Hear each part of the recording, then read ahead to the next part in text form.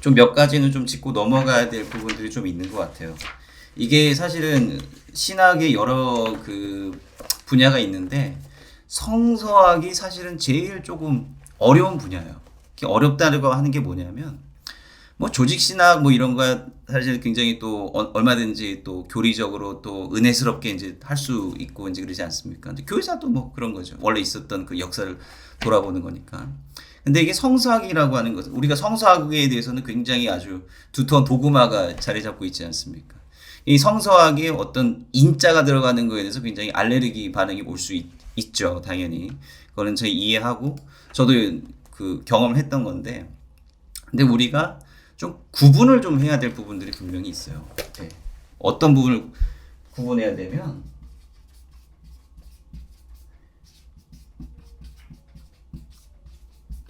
인본주의하고 인문주의는 구별되어야 됩니다. 그러니까 인본주의라고 하는 건 뭐냐면, 그러니까 인간이 이 세상에 대한 것을 모두 다 이해한다. 예. 하나님 없이도 우리가 다 이해할 수 있고, 우리가 다 뭐 구원을 스스로 이룰 수 있고, 뭐 우리가 이 세상에서 다 알고 다 한다라고 하는 게 사실 인본주의의 굉장히 중요한 부분이라고 생각합니다. 그러니까 인본주의적인 입장에 있어서는 뭐 성경을 뭐 팔 것도 없고 성경에 대해서 뭐 그냥 그거 다 가짜야라고 하면서 그냥 치부해 버리면 그만이다라고 하는 거예요. 근데 우리가 이제 지난 시간 말미부터 이야기했던 어떤 비평주의라든지 어떤 인문주의적인 입장이라든지 이런 건 뭐냐면 성서 자체를 부정하는 게 아니에요. 네.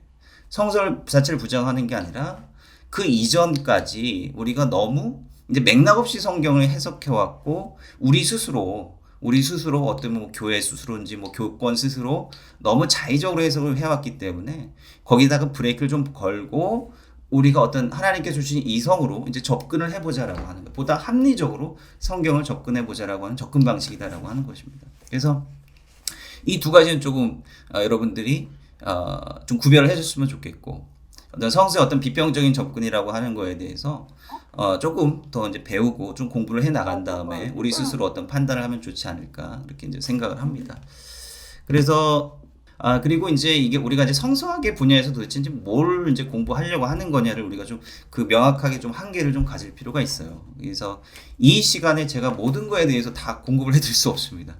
여기서 어떻게 설교를 만들고 어떻게 뭐 그 뭐 예배를 드려야 되고 이런 것까지 사실 여기서 물론 이제 우리가 생각을 해봐야 되겠지만 여기서 다 커버할 수 있는 부분이 아니거든요. 그래서 구약학 요거는 이론 신학의 영역이에요.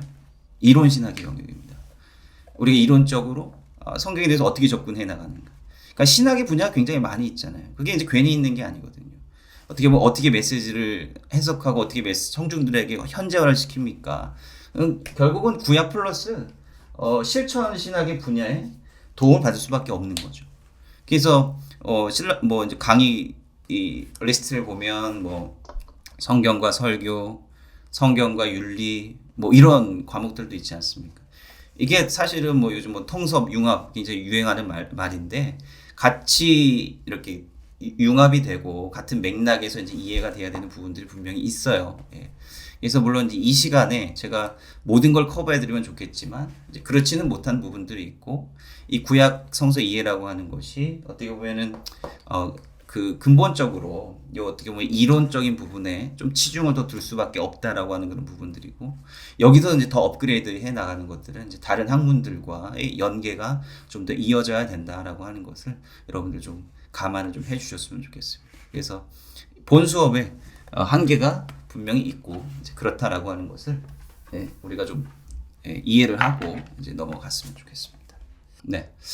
그래서 오늘은 이제 우리가 지난 시간 말미에 우리 아스트릭을 못했죠. 그래서 우리가 비평적인 성서 해석의 어떤 흐름을 하다가 이제 가블러까지 가고 우리가 이제 스탑을 했는데 그 이후로는 이제 우리가 성경하고 좀 같이 갈 겁니다. 오늘 이제 토라 5경부터 해가지고 이제 창세기 뭐 다 다룰 수 있을지 모르겠어요. 지금 이 시간에 아무튼 할 수 있는 데까지 좀 해보는데 이런 부분들을 좀 다루어 나가면서 성서 본문과 연계해서 이 성서 본문을 어떻게 이제 사람들이 이해를 해 왔는가 요것까지 연계해서 좀 생각을 해 보려고 합니다. 제가 그 구글 클래스에 몇 가지 좀 질문들을 전해드렸습니다. 그래서 뭐 굉장히 생뚱맞은 질문들이라고 생각할 수 있겠는데 뭐 토라가 모세가 썼다는 증거가 있느냐? 성경이 있어요, 그죠? 네. 그리고 뭐 토라가 몇 권이냐, 5권이냐, 뭐 창세기 창조 이야기가 뭐 하나냐, 2개냐, 이제 이런 생뚱맞은 이제 질문을 했는데요. 그런데 이 당연스럽게 여겨지는 이 질문들에 대해서 우리가 사실은 묻지 않았던 부분들도 있죠. 그리고 이제 초기의 성서학자들이라고 하는 사람들이 바로 이제 이러한 아주 기본적인 근본적인 이제 질문에서부터 이제 성서학을 이제 시작을 했다라고 여러분들 생각하셨으면 좋겠고, 우리가 같은 입장이 되어 보는 거예요. 우리가 뭐 그 사람들이 어떻게 이런 말 했다 저런 말 했다 외우십시오 이거보다는 그 사람들에게 이제 소위 이제 빙의 되어서 그 사람들이 왜 이러한 질문을 던지기 시작했고 그 사람들은 어떻게 거기에 대한 나름대로의 답을 찾아갔을까라고 하는 것이죠. 뭐 제가 여러분들께 뭐 질문을 드리긴 했지만 거기에 대한 질문에 대한 답은 저도 뭐 찾아가는 중이고 여전히 학자들이 연구하는 굉장히 중요한 주제들과 관련돼 있는 거기도 합니다. 그러니까 우리가 같이 뭐 그 과정 생각하는 그 방식을 우리가 좀 따라가 보려고 합니다. 그래서 오늘은 이 토라, 그 다음에 이제 창세기라고 하는데요. 여러분들 어떤 책을 읽듯이 간에 가장 처음 책이 중요합니다. 처음 그 부분을 뭐라고 부릅니까? 우리가 서문이라고 부르지 않습니까?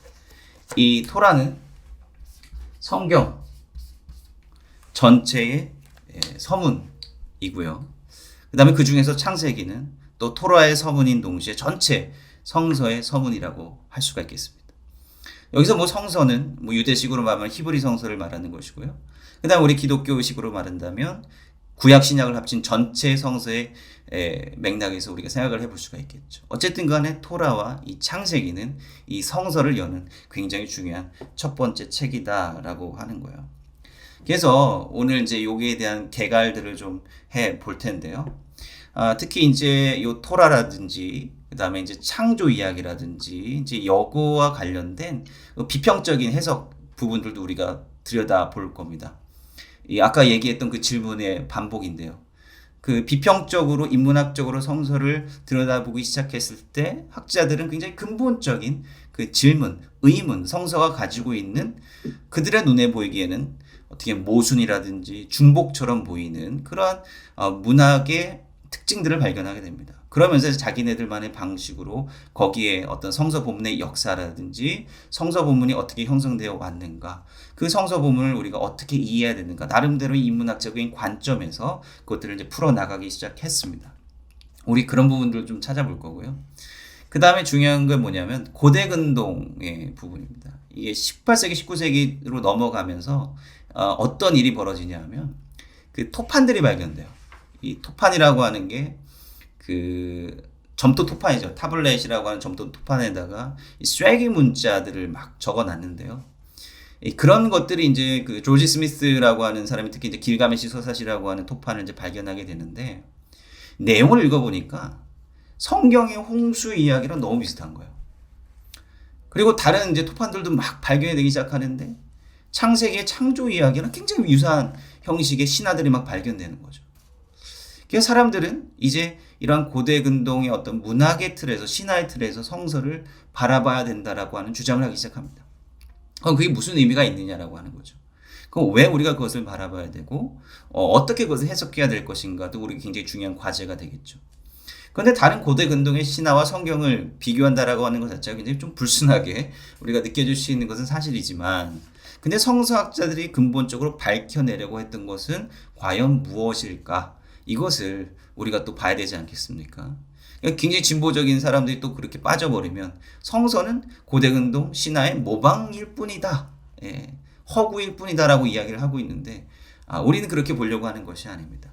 오히려 비교를 통해서 성서만의 독특한 신학과 방향성, 그 다음에 그 이야기들을 적고 편집했던 당시의 성서 저자들이 어떻게 하나님을 인식했는가, 우리는 그것을 볼 수가 있다라고 하는 것이죠. 제가 지난번에도 말씀드렸지만 성서는 그냥 갑자기 뭐 훅 떨어진 것이 아니고 어떻게 뭐 저 동굴 안에서만 읽혀지던 책이 아니잖아요. 그 성서는 특정한 어떤 시대와 특정한 지리, 특정한 어떤 장소, 문화적 배경 가운데서 형성이 되었던 것이고 1차적으로는 그 수천 년 전의 사람들에게 선포되었던 말씀이다라고 하는 것이죠. 근데 그 메시지 자체는 오늘날에도 우리에게 유효하다라고 하는 것입니다. 그러니까 그 사람들의 맥락에서 본래 선포되었던 말씀의 메시지의 핵심이 뭐냐라고 하는 것을 우리가 분명히 알아야 되는 거고요. 그 다음에 이제 그거와 더불어서 우리에게 시사해주는 그런 메시지가 무엇이냐를 알아야 된다라고 하는 거죠. 그 두 개의 간극을 우리가 가깝게 만들어야 된다라고 하는 거예요. 그러니까 사실 옛날 원래 맥락을 생각하지 않고 우리만의 방식으로 해석을 해버리면 본래 의도와 멀어질 수가 있다라고 하는 거죠. 그리고 또 너무 옛날 해석만 그래도 옛날의 어떤 상황과 옛날의 역사적인 정황만 거기에만 포커스를 맞춘다라고 한다면 도대체 이게 우리 삶에서 무슨 의미가 있느냐라고 하는 그런 좀 딜레마가 생기겠죠. 결국 해석자, 그 다음에 성서를 보는 사람들의 어떤 과제라고 하는 건 뭐냐면 본래 성서 본문이 태동했던 그 역사적인 시대 상황과 바로 지금의 우리 시대 상황을 간극을 좁혀 나가는 것이고 어떻게 좁혀 나갈 것인가 그거에 대한 고민을 우리가 좀 해보려고 하는 것입니다. 그래서 이제 이런 성서를 보는 그런 이제 시각들, 그 다음에 그 정황들, 이제 이런 것들에 대해서도 우리가 계속해서 볼 겁니다. 자, 첫 번째 제가 던지는 질문, 여러분들 토라는 무엇이냐라고 하는 거죠. 토라, 우리나라 성경을 보면 이것이 율법으로 해석이 되죠. 영어로는 law로 이제 해석이 됩니다. 도대체 토라가 뭐냐라고 하는 거죠. 참고로 제가 이제 여러분들 수업을 진행해 나가면서 성경 순서대로 이렇게 나갈 거 아니에요. 근데 이 순서는 뭐냐면 그 히브리 성서의 순서대로 할 겁니다. 토라, 느브임, 크트빔, 율법, 예언서, 성문서라고 하는 이 3단계 구조의 배열을 중심으로 해서 우리가 좀 보려고 하고요. 그 다음에 기독교적인 성서 분류 방식하고 또 비교도 할 겁니다. 이 성서가 여기 안에 들어와 있는데 이 히브리식에서는 어떻게 이것이 이해되어지고 또 기독교식으로 봤을 때는 이 순서가 어떻게 우리에게 굉장히 중요한 메시지를 전해줄 수 있는가 이제 이런 것들도 이제 비교하면서 볼 거지만 기본적으로는 이제 히브리 성서의 배열대로 일단은 좀 보려고 합니다. 우리가 기본적으로 알고 있는 그 의미는 법입니다. 여러분들 왜 토라가 법이라고 하는 그런 개념이 들어왔죠? 여러분들 왜 이 토라를 법이라고 해석을 하고 율법이라고 이해를 하고 있습니까? 사실 오경 창세기부터 그 신명기까지를 오경 혹은 토라라고 이야기를 하지 않습니까?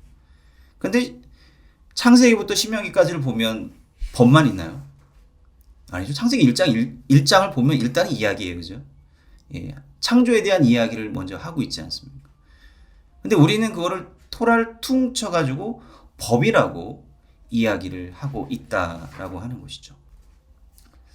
우리가 그 법이라고 하는 이해를 가지고 있는 그 까닭은 바로 유대교와 기독교 전통에서 토라를 이해한 것을 우리가 그대로 받아들이고 있기 때문에 그렇습니다. 자, 율법하면 여러분들 어떤 느낌이 들죠? 율법하면 좋습니까? 율법을 지켜야 돼. 율법 너무 은혜로워. 이렇게. 대부분은 부정적인 느낌이 굉장히 클 겁니다. 왜 크죠? 신약 성경 때문에 그런 거죠. 신약 성경, 고놈의 그 바리새인 사두개인들, 그 인간들 때문에 율법이 우리에게는 굉장히 부정적인 인식으로 다가온다라고 하는 것이죠. 지금 사순절 기간인데 예수님께서 예루살렘에서 이 얼마나 그 율법학자들하고 그 논쟁을 많이 하셨습니까? 그러면서 이제 율법에 대한 사실 뭐 지난번에도 언급을 했지만 예수님께서 율법이라고 했을 때 율법을 부정하신 건 당연히 아닙니다. 하나님께서 주신 것인데 뭐 율법을 어떻게 부정하겠어요. 근데 예수님께서는 그 문자적인 율법주의를 비판하신 것이지 뭐 사두개인들과 바리새인들이 그 입에서 나오는 그 말을 잘 들으라고 얘기는 하셨잖아요. 그죠? 근데 뭘 할지도 말아라. 그들이 하는 행위를 본받지 말라라고 이야기하셨잖아요. 그리고 예수님께서 내가 율법을 폐하러 온 것이 아니라 도리어 율법을 완성하러 오셨다라고 말씀하시고 또 율법이 뭐 한 자라도 이 땅에 떨어지지 않는다. 모든 것이 다 성취된다라고 말씀해 주셨습니다. 물론 그럴 때 예수님께서 이 율법이라고 하는 것이 성경에 나와 있는 고지고대로의 어떤 문자적인 것이냐 아니면 그 문자 이면에 있는 하나님의 뜻을 율법이라고 칭하신 것이냐 여기는 분명히 해석의 여지가 분명히 있기는 하겠지만 예수님은 율법 자체에 대해서 절대로 부정적이지 않으셨다라고 하는 것입니다. 그 유대인들은요, 이 율법을 613개의 율법으로 분류를 합니다. 토라에서 613개의 이 율법을 끄집어내서 이것이 쓰여진 토라, 리튼 토라라고 하는데요. 기록된 토라라고 해서 굉장히 그 중요한 그 권위를 여기다가 두는 거죠. 그러니까 이 사람들의 어떤 율법에 대한 그 부분들은 우리 바리새인들 서기관들에서 볼 수 있듯이 문자 그대로의 그 율법을 내 삶 가운데서 지키는 거예요. 지난번에 어떤 종교적인 맥락에서 제가 말씀드렸잖아요. 이 토라가 언제부터 굉장히 중요하게 여겨졌는가? 성전이 파괴되고 1차 성전이 파괴되고 난 다음에 이 토라 율법 준수가 이제 중요하게 여겨졌다라고 하는 거예요. 그 사람들의 입장에서는 뭐예요? 제사를 이제 드릴 수가 없어서 속죄를 할 수가 없으니까 이제 토라 율법 준수가 그 사람들 어떤 속죄와도 같은 것이 되었는데 그러면은 어떻게 하는 거냐? 바로 율법을 지켜야 된다라고 하는 것이죠. 그러니까 이 사람들의 그 전통에 따르면 613개 플러스 알파가 있어요. 이 알파가 뭐냐면 구전 토라라고 하는 것입니다. 네. 모세가 여러분들 모세가 최초의 그 IT 기술을 경험했던 사람인 줄 아십니까? 모세는 최초로 클라우드에서 타블렛의 데이터를 다운로드 받은 그런 사람입니다. 네. 구름에서 네, 2개의 타블렛으로 10개명 데이터를 다운로드 받았죠. 네. 그러니까 모세가 이렇게 받았던 것 외에도 문자 그대로 문자로 받은 것 외에도 별도로 받은 게 있다라고 하는 거예요. 구전으로. 그리고 모세가 구전으로 이제 장로들한테 가르쳐 줬다라고 하는 것이죠. 그래서 그거를 자기네들은 이제 또 고유한 전통으로 받아들이는 겁니다. 그리고 이제 그 외에도 이제 어떤 랍비들의 해석이라든지 이런 것들을 구전 토라의 전통 아래 이제 포함을 시킨 거예요. 그래서 이 기록된 토라와 구전 토라를 합친 것이 여러분들 많이 들어보셨던 이제 미시나 전통이 되는 거죠. 그 미시나, 탈무드 이런 이제 어떤 경전을 이제 확대해 나가는데 이것의 중요한 목적이 뭐냐면 613개의 그 기록된 토라만으로는 이렇게 복잡해지는 삶 가운데 살 수가 없으니 이제 계속해서 확장해 나가는 겁니다. 지난주에 슬로보아스의 딸들의 이야기에서도 우리가 봤잖아요. 그죠? 일종의 해석 과정이다라고 하는 것이고 확장되는 그런 과정이다라고 할 수 있는 거죠.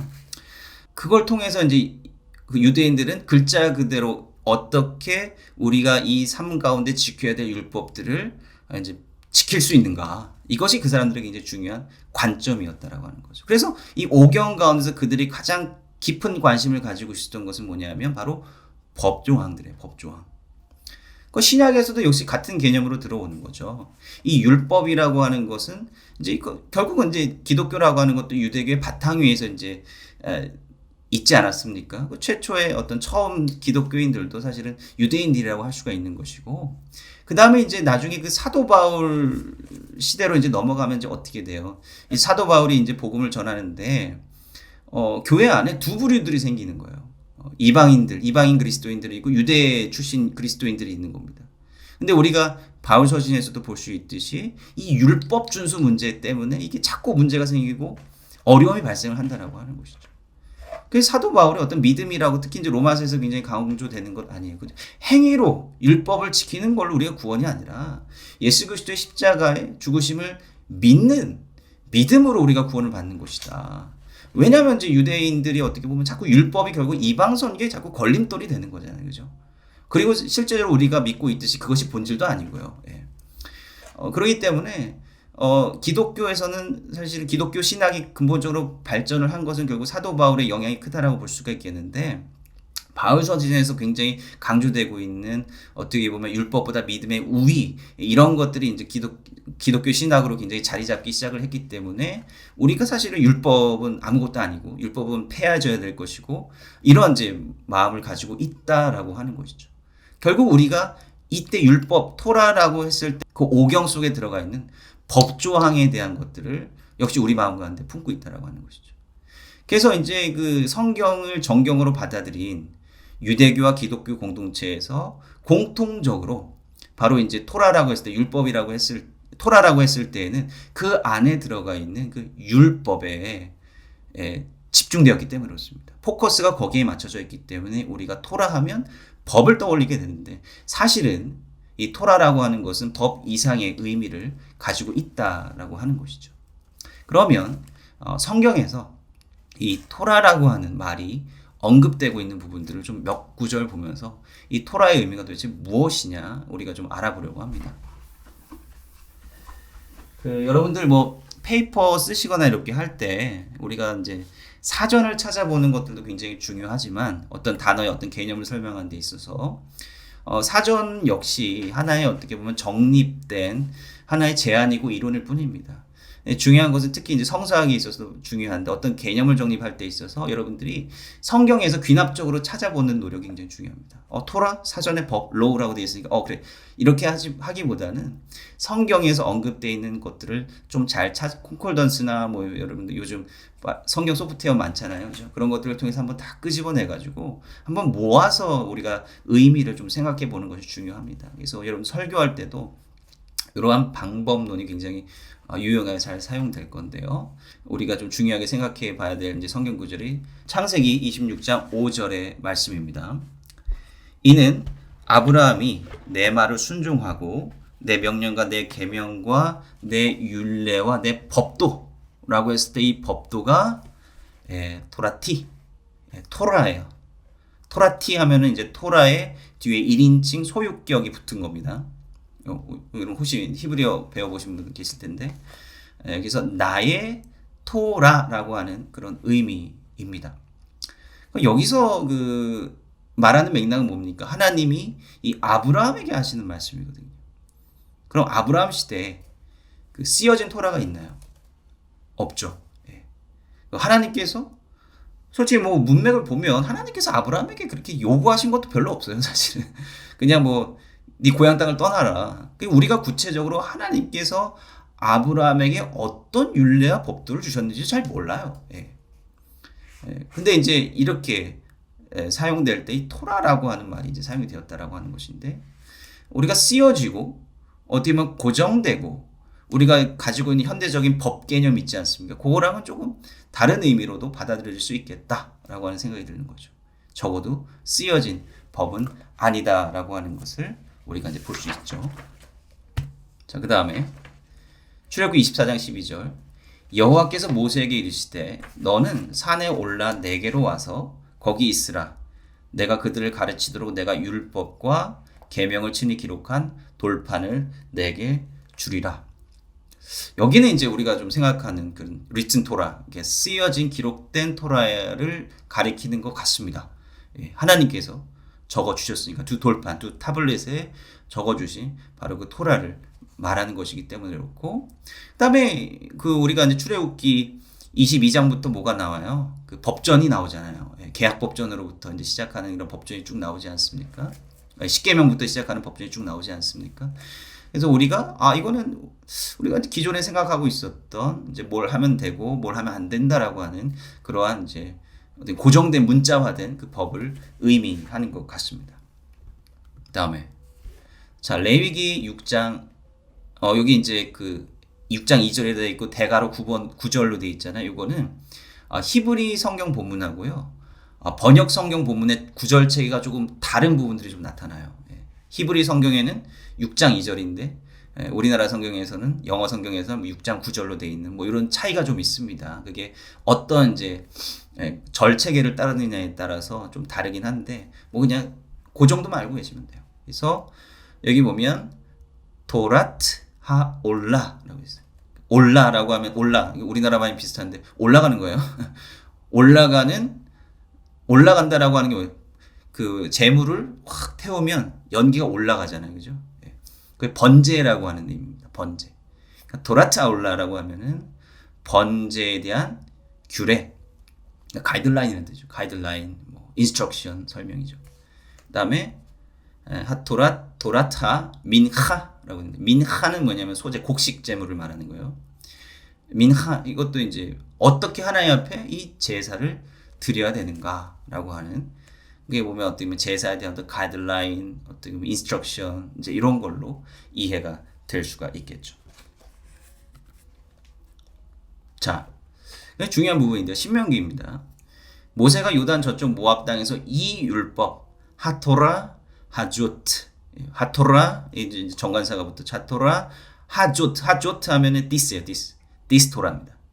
이 토라를 설명하기 시작하였더라라고 신명기 1장 5절부터 기록이 되어 있죠.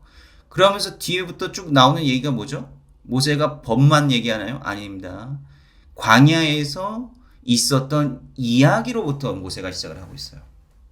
과거의 이야기로부터 모세가 그 말을 시작하고 있다라고 하는 거죠. 그게 뭐예요?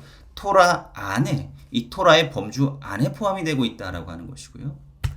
그 다음에 이제 신명기 이제 마지막 끝부분 가까이 가면 이런 얘기가 나오죠. 또 모세가 이 율법 또 나오죠. 하토라 하조트를 써서 여호와의 언약궤를 매는 레위 자손 제사장들과 이스라엘 모든 장로에게 주고, 이제 모세가 이제 이스라엘 백성들에게 이야기를 해주었던 법을 말해주었던 법, 이것들을 다 써서 이스라엘 리더들에게 주었다라고 하는 것입니다.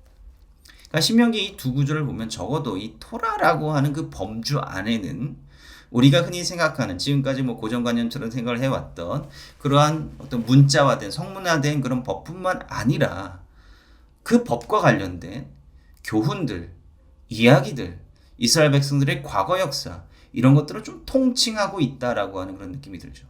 그리고 이거는 쓰여진 형태일 수도 있고, 아까 뭐 아브라함의 예에서도 볼 수 있듯이 쓰여지지 않은 형태일 수도 있다라고 하는 거예요. 다양한 형태의 어떤 법, 이야기 등을 포괄하고 있는 듯한 그런 의미가 있다라고 하는 것이죠. 그래서 여기 이제 토라라고 하는 말을 보면, 이 토라라고 하는 말이 바로 이 야라라고 하는 말에서 어근이 나왔는데, 이 야라라고 하는 말의 그 어근이 뭐냐면 관역을 향해 쏘는 거예요. 탁 쏘는 겁니다. 그러니까 하나님의 어떤 가르침이라고 하는 것, 하나님의 말씀대로 산다라고 하는 건 뭐냐면 어떤 우리가 나아가야 될 방향으로 나아가는 거죠. 그리고 그 그렇게 올바른 방향으로 나아가게 해주는 것이 바로 토라의 목적이다라고 하는 것입니다. 그렇기 때문에 이것은 좀 더 넓은 의미에서 가르침으로 해석되는 것이 옳다라고 생각하는 것이 이제 학자들의 주된 의견입니다. 그럼 죄라고 하는 말이 뭐냐? 이게 이제 히브리어로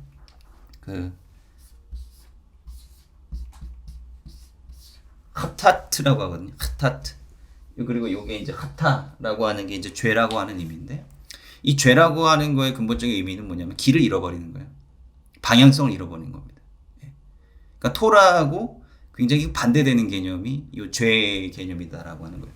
우리가 이제 죄의 개념이 도대체 뭐냐, 이제 창세기를 이야기하면서 뭐 나중에 우리가 이야기를 좀 나눠보겠지만, 그러니까 이것이 이야기가 되었든 법이 되었든 과거 역사에 대한 회고가 되었든 어떤 식의 교훈이 되었든 건지 간에 이 총체적인 것이 바로 토라라고 하는 것이죠. 우리가 창세기부터 신명기까지 이 책들을 쭉 보면 굉장히 다양한 장르의 이야기들과 법들, 연설, 이런 것들이 다 안에 포함되어 있다라고 하는 것이고, 전통적으로 사람들은 이 모든 것을 토라라고 이렇게 묶었다라고 하는 것이죠. 그래서 우리가 좀 더 폭넓은 이런 관점에서 토라라고 하는 것에 대한 이해를 가질 필요가 있다라고 하는 것이죠. 근데 이제 아까 얘기했듯이 그 토라라고 하는 것을 어떤 약간의 선입견을 주게 된 것은 뭐냐면 바로 70인여 개 번역 때문이었어요. 사도행전도 역시 이제 그리스어로 이제 쓰여지지 않았습니까? 사도행전 13장 15절에 보면 율법과 선지자의 글을 읽은 후에라고 하는 이제 구절이 나오는데, 여기에 율법이라고 하는 말이 이제 어떻게 번역이 되었느냐? 바로 요 밑에 보면 노무라고 되어 있습니다. 요게 이제 노모스라고 하는 거거든요. 네. 노모스라고 하는 건데, 이게 영어에 그러니까 법의 어근이 되는 거죠. 법의 어근이 되는 거예요. 그러니까 우리가 현대적인 관점에서 생각하는 법이 바로 노모스다라고 하는 거죠. 성문화되고 변하지 않고 고정된 그런 법을 이제 노모스라고 하는데, 요게 헬라어로 기록이 된 70인역에도 그렇게 번역이 돼 있고, 신약 성경에도 그 70인역의 개념을 그대로 가져와서 차용을 했기 때문에 노모스라고 하는 번역을 그대로 받아들인 거죠. 네.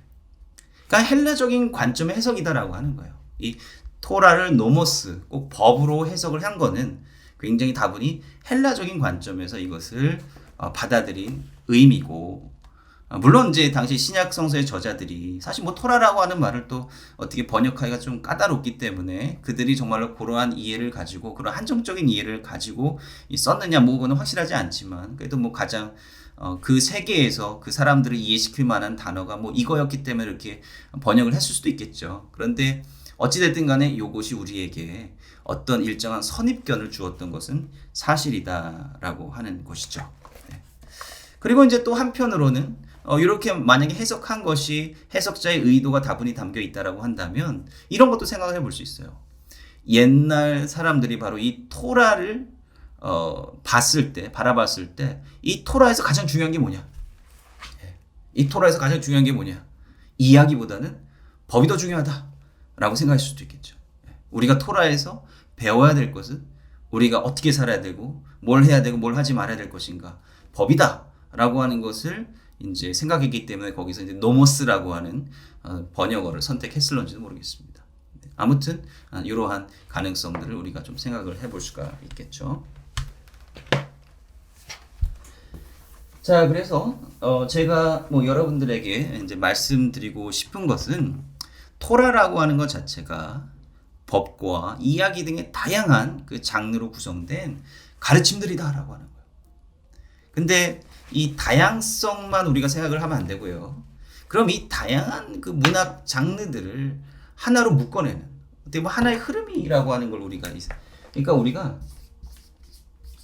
특히 구약성서라고 하는 게 그래요. 구약성서는 너무 오랫동안 우리가 그 어떻게 보면은 그 형성 과정을 알 수 없을 정도로 너무 오랫동안 그 형성된 책이기 때문에 정말 다양성을 가지고 있어요. 어떻게 문학 장르라든지 어떤 뭐 내용이라든지 굉장히 큰 다양성을 가지고 있어요. 근데 그럼에도 불구하고 우리가 잊지 말아야 될 거, 우리가 항상 염두에 둬야 될 것은 뭐냐면 이 다양성이 있음에도 불구하고 그것을 하나의 책으로 묶은 어떤 방향성이 뭐냐라고 하는 걸 우리가 알고 있어야 된다라고 하는 거죠. 도대체 이렇게 많은 다양성과 어떤 복잡성에도 불구하고 이 다양성과 복잡성들을 하나로 묶어내는 중요한 어떤 신학적인 중요성이나 어떤 방향성이 무엇이냐를 우리가 분명히 알아야 된다라고 하는 것이죠. 그래서 그 밑에 제가 적어드린 것과 같이 이 토라는 도대체 뭘 이야기하려고 하는 것이냐, 결국 하나님과 이스라엘에 대해서 이야기를 하려고 하는 거거든요. 적어도 토라 안에서는 그렇습니다. 이 하나님께서는 이 세상을 만드신 분이다. 하나 중요한 거예요. 두 번째, 하나님께서는 이스라엘 백성들의 주권자가 되시는 분이다. 이것이 굉장히 핵심적인 부분이다라고 하는 거예요. 이거를 일깨워 주기 위해서 이 창조로부터 시작하는 아주 엄청나게 거대한 이야기를, 그리고 굉장히 복잡하고 다양한 이야기들을 우리에게 들려주고 있다라고 하는 것입니다. 요 맥을 잃지 말고 우리가 이 성서의 다양한 이야기들을 이해하고 분석할 필요가 있다라고 하는 것이죠. 창세기에서 토라가 시작하지 않습니까? 창세기로부터 토라가 시작하는데, 그러면 그 토라의 결말이 어디냐? 이거 시작이 있으면 끝이 있어야 될 거 아니에요, 그죠? 하나님께서 창조하기 딱 시작하셨어요. 하나님께서 창조를 시작하셨어요. 그럼 창조로부터 시작된 이야기는 어디에까지 흘러가느냐? 토라의 결론이 도대체 뭘까? 여기에 대한 좀 질문을 우리가 해볼 필요가 있습니다. 그리고 지금은 또 여전히 이 학자들은 여기에 대해서 굉장히 골몰하고 있어요. 자, 그래서 우리는 흔히 모세가 이 율법의 저자라고 알고 있습니다. 모세 오경이라고 그러잖아요, 그죠? 왜 우린 모세 오경이라고 알고 있는 거죠? 토라의 저자가 왜 모세입니까? 성경에 나와 있어요, 이렇게. 어렵지 않습니다. 네. 여호수아 8장 31절에 보면 세페르 토라트 모쉐 그랬어요. 세페르 하면 책입니다, 책. 토라트, 토라죠. 율법. 뭐 편의상 성경에 다 율법이라고 번역이 돼 있으니까 그냥 이렇게 편의상 쓸게요. 예. 제가 여기서 뭐 바꾸기는 좀 그래요. 네. 세페르 토라트 모세, 모세의 율법 책입니다. 여호수아 8장 31절에 그렇게 기록이 되어 있고요. 마태복음이나 복음서들에 보면 대표적으로 이제 마태복음 19장 7절에서부터 이제 8절의 말씀인데요. 7절에서 8절을 보면 여짜오되 그러하면 어찌하여 모세는 이혼 증서를 주어서 내어버리라 명하였나이까. 예수께서 가라사대 모세가 너희 마음의 완악함을 인하여 내 아내 내어버림을 허락하였거니와 본래는 그러지 아니하리라. 그러니까 뭐 여기서 얘기하려고 하는 그 의도가 뭐죠? 모세가 율법을 동일하고 있어요. 동일시하고 있어요. 율법에 어떻게 나와 있습니까? 이게 아니라 모세가 뭐라고 했습니까? 라고 이제 이야기를 하고 있는 거죠. 그러니까 요 신약 성경의 이러한 기록들만 보더라도 이 모세가 율법을 썼다. 모세가 율법을 작성한 사람이다. 라고 하는 것을 이제 여기 신약 성경에서도 또 볼 수가 있다라고 하는 것이죠. 고린도전서 9장에 보면 여기 모세의 율법이라고 되어 있잖아요. 예. 모세우스 노모라고 되어 있습니다. 이게 아까 노모스의 변형이거든요. 노모스. 법이란 뜻입니다. 여기서도 그대로 이제 토라트 모셰를 그리스어로 번역을 한 거예요. 그대로 문자 그대로 번역을 했는데 여기서 노모스라고 하는 번역을 한 거죠. 이 유대 전통, 70인역 전통 그대로 따른 것이다라고 이제 우리가 볼 수 있습니다. 그게 뭐 구약 성경의 다른 부분에서도 그렇고, 요 이제 신약 성경의 이제 부분에서도 우리가 이제 볼 수 있듯이, 이제 당시 사람들은 모세가 율법의 저자라고 하는 그런 인식이 오랫동안 있었다라고 하는 것이죠. 그래서 우리도 역시 이 모세와 모세 오경이라고 이제 이야기를 하면서 이제 모세의 그러니까 오경의 저자라고 하는 그런 인식이 우리 가운데 있다라고 하는 거예요. 자, 그러면 왜 5권이냐라고 하는 거죠. 왜 5권입니까? 네. 성경에는 그런데 5권이라고 하는 말이 없어요. 네. 성경에는 창세기, 출애굽기, 레위기, 민수기, 신명기라고 하는 언급도 뭐 별도로 되어 있지도 않고요. 모세의 책, 뭐 율법책 이런 식으로만 이제 뭉뚱그려서 인식이 되어 있는데, 그럼 모세의 책이 그럼 5권이라는 게 어디서 알 수 있습니까?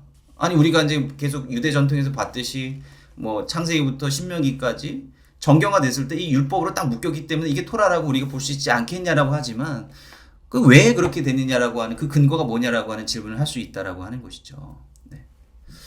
자, 어디서 그 모세의 5권의 책에 대한 힌트가 나오느냐? 바로 요세푸스의 기록이 나옵니다.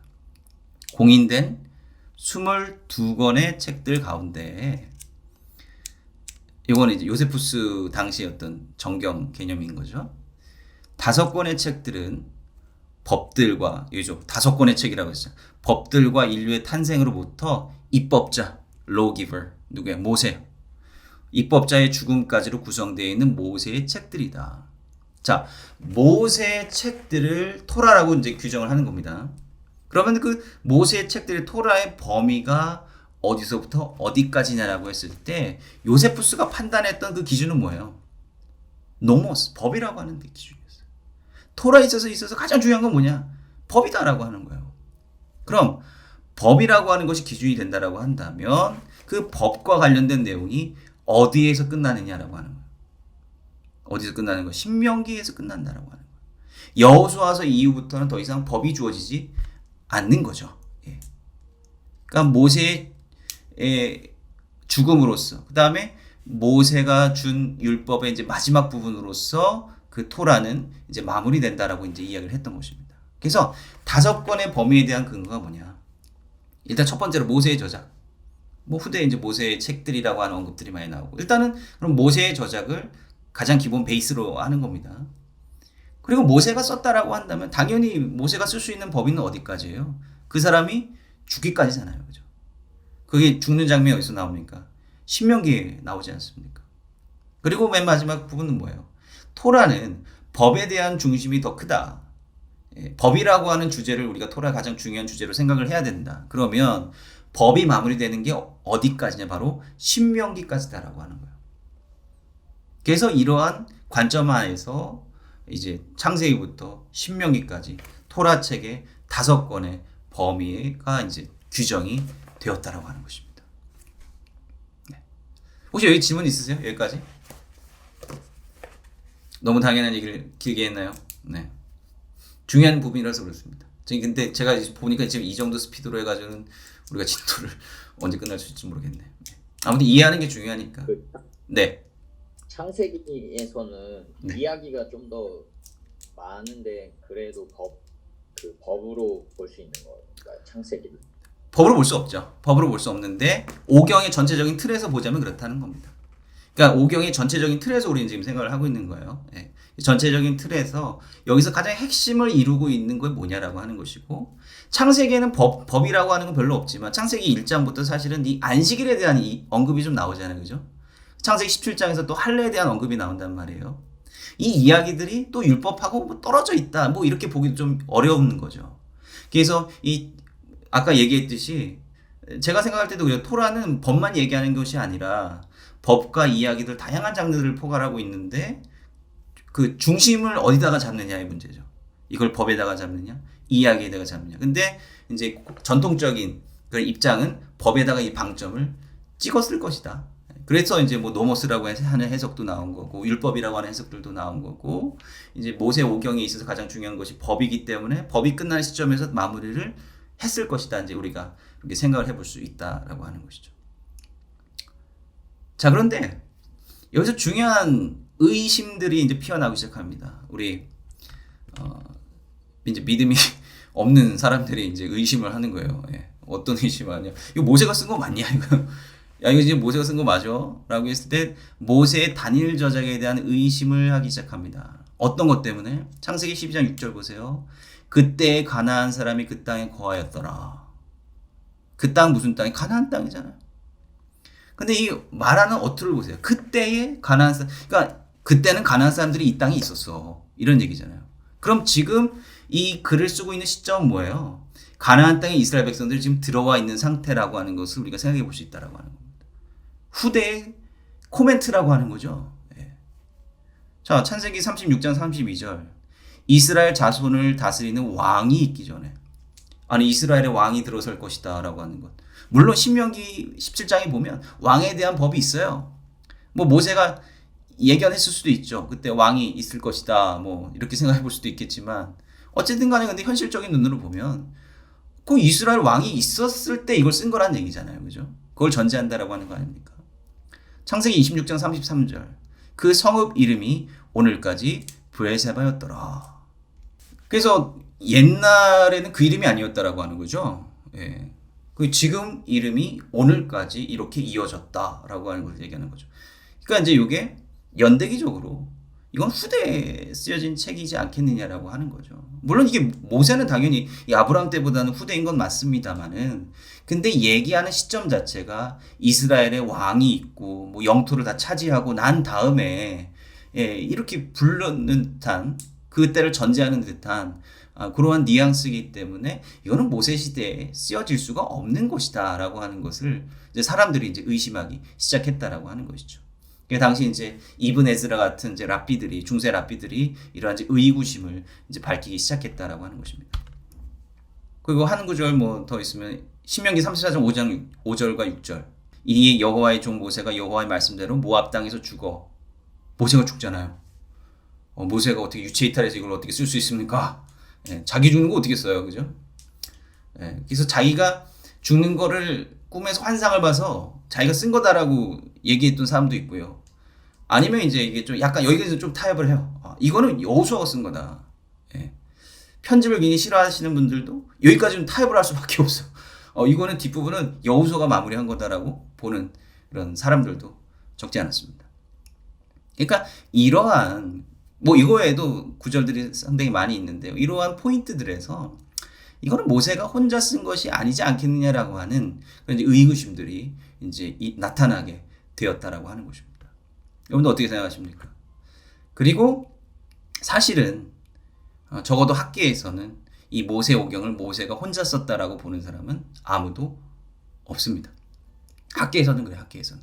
예. 그리고 여러분들은 어떻게 해석을 하는지 모르겠지만, 우리가 이제 이런 걸 볼 때 우리가 이제 저자 개념에 대해서 좀 생각해 볼 필요가 있어요. 그래서 이 저자 개념에 대해서 우리가 생각을 해볼 때는 옛날의 어떤 저작들은 어떤 뭐 카피라이트나 이런 개념은 전혀 없죠. 예. 그리고 뭐 어떤 글이 누구의 소유다라고 하는 것, 이것도 사실 굉장히 희미하고 약했다라고 하는 거예요. 근데 어떤 글이 설득력을 얻고 어떤 글이 어떤 권위를 주려면 거기에다가 이 어떤 권위 있는 사람의 이름을 붙이는 경우가 사실 허다했다라고 하는 것이죠. 네. 그래서 뭐 신약 성경에 보면 뭐 제1바울서신, 제2바울서신 막 이렇게 거기서도 얘기하고 있지 않습니까? 그러니까 모세라고 하는 사람은 분명히 시내산에서 하나님의 율법을 수여한 사람이면은 틀림없습니다. 그게 이제 이스라엘 백성들의 역사 전통이고 신앙이고 또 거기에서는 성경 기록은 틀림없다라고 저도 생각을 하는데, 그러나 그 복잡한 모든 것을 다 모세가 혼자서 했느냐라고 하는 데는 약간 물음표다라고 하는 것이죠.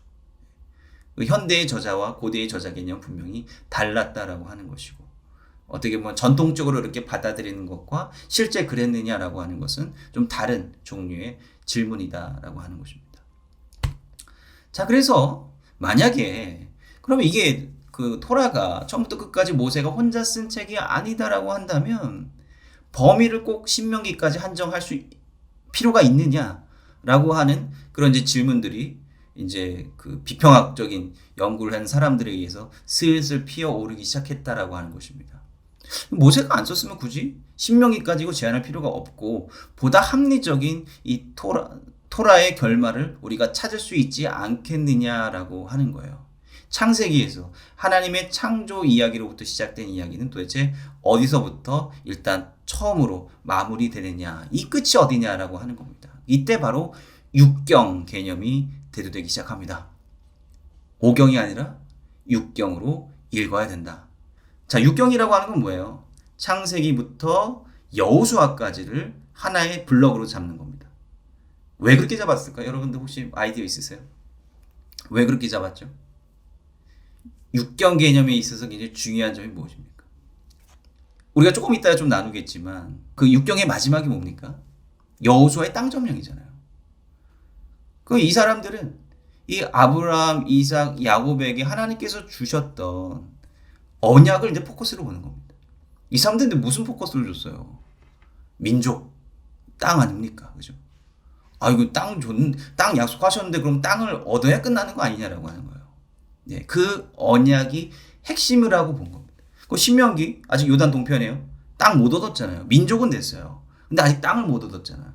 이게 왠지 찝찝한 거죠.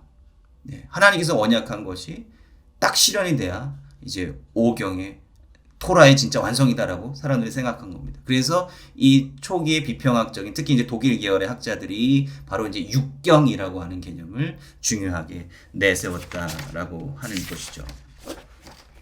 학자들마다 그 구분하는 범위가 다 달라요. 예를 들면 아주 가장 그 급진적인 아주 일부 소수의 사람들은 2경 창세기 출애굽기에서 끝난다. 왜 그러냐면 이거는 에누마 엘리시 때문에 그래요. 에누마 엘리시. 왜냐하면 에누마 엘리시가 이제 마르둑의 창조 신화인데 세상의 창조로부터 시작해서 마르둑을 위한 이제 신전을 짓는 데서 끝나거든요. 그러니까 창조하고 성소를 짓는 데서 끝나는 거예요. 그러면은 이게 그 비슷한 맥락이니까 하나님의 창조로부터 시작해서 성막, 성소 짓는 거에서 이제 끝나야 된다. 이렇게까지 이제 보는 사람도 있고, 그다음에 4경 창세기, 출애굽기, 레위기, 민수기까지 4경으로 봐야 된다. 이거는 이제 우리가 나중에 보게 될 신명기 역사를 중요하게 생각하는 사람들이에요. 신명기 역사, 신명기로부터 시작하는 여호수아, 사사기, 사무엘상하, 열왕기상하, 이 역사책들은 이 신명기 신학이라고 하는 아주 고유하고 구별된 그런 어떤 역사 관점에 따라서 이제 해석된 책인데, 그것과 앞의 책들이 구별되어야 된다라고 하는 개념에서 사경을 이제 개념을 이야기를 했습니다. 그리고 우리가 알고 있는 5경, 그 다음에 또 뭘 얘기하다 보면 9경, 창세기부터 열왕기서까지 그냥 쭉 창조 이야기로부터 해가지고 어디서 끝나요? 유다의 멸망까지. 거기까지 한꺼번에 우리가 통으로 읽어야 된다라고 하는 것입니다. 그래서 이 성서라고 하는, 토라라고 하는 것을 어떻게 바라보느냐에 따라서 이렇게 범위도 굉장히 다양하게 한정될 수 있다라고 하는 것이죠. 그래서 중요한 건 뭐냐면 우리가 뭐 이런 걸 뭐 배우고 뭐 하지만 우리가 뭐 따라하고 이 사람들을 어떻게 보면 전적으로 신뢰하고 뭐 거기도 우리가 따라야 된다 이런 건 아니고 이런 다양성 가운데 내가 바라보는 하나님의 말씀의 범위가 무엇이고 내가 바라보는 내가 해석하는 하나님의 말씀의 어떤 방향성이 무엇이냐라고 하는 것을 우리가 좀 우리의 자리를 찾아야 된다라고 하는 거죠.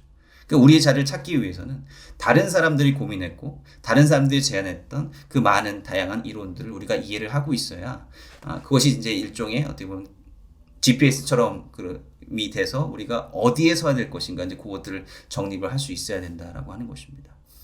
그래서 이제 우리가 이런 전체적 어떤 지도를 이제 그려나가는 그런 이제 작업들을 우리가 할 거니까 그렇게 좀 이해를 해주시면 좋을 것 같습니다.